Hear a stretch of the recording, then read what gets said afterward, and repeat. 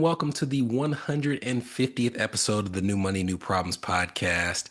It is really exciting to be recording this episode. And the funny thing about it is, I was not even aware that this was going to be the 150th episode until I uploaded last week's episode and saw that it was number 149. But the surprise was almost better because it gave me the opportunity to look back and just really relish and bask in the fact that we've done a tremendous amount of work over the last few years, hopefully provided some value to you along the way.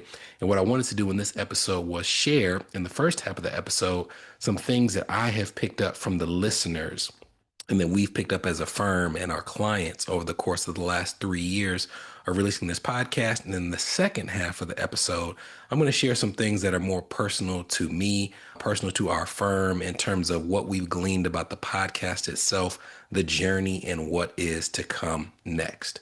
And I want to start with identifying something that I already knew when I started this podcast, but you see even more clearly when people have the ability to reach out and tell you what they appreciate about the show. And that is how much stress people are under when it comes to their finances. And the unique thing about that is, I think everybody who is stressed about finances knows that they're stressed about finances, but it's a very lonely feeling. And the thing that makes it more lonely as you progress in your income is the thought that, again, as we've covered, you feel you shouldn't have this much money stress, and that the people who are earning similar amounts next to you are not as stressed. Well, I can tell you from working with clients and with people who give us feedback from these episodes that the ones that we get the most consistent feedback on are the ones where I'm not only transparent about things that I've gone through financially in the past, but also where I give them the ability to understand that it is okay and it is natural to be stressed about money. As a matter of fact, I'll push it a little further and I'll say that even with clients with whom we work who earn $600, $700, $800, $900,000 a year, they are still worrying about money if they are not someone who is in their second or third or fourth generation of wealth. There's something about being the first in your family to do something at a high level that does not make you feel any better. As a matter of fact, it can add extra pressure.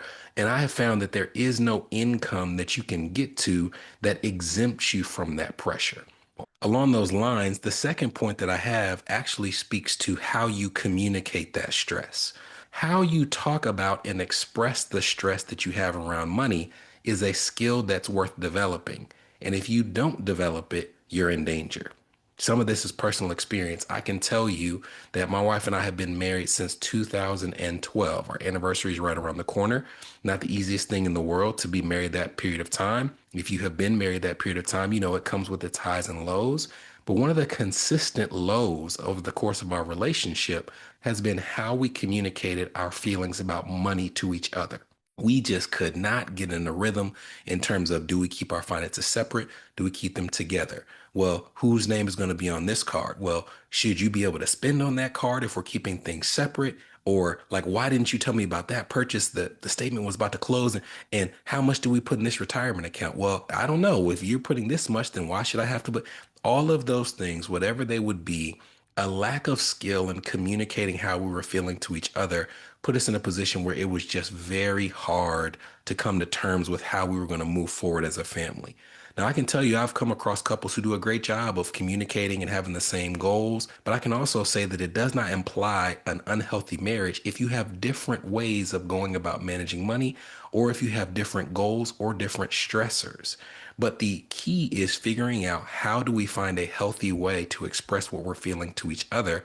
Because the alternative is not having a conversation that leads to financial harm.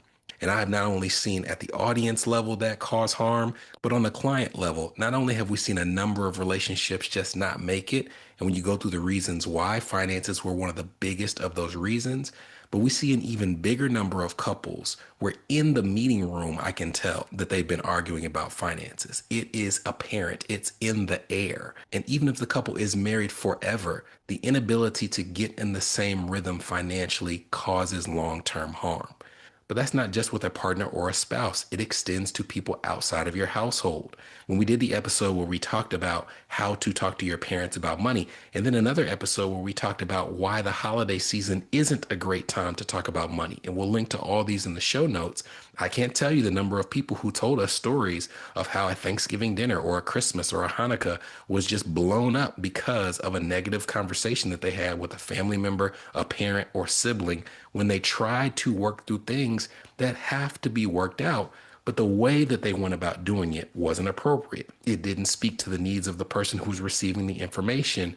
And instead of just bumping heads, there needs to be a pivot or an alternate route or a conversation that clears the air. And that's why I say, when it comes to the soft skills of finances, figuring out how to talk about finances with other is a skill worth developing.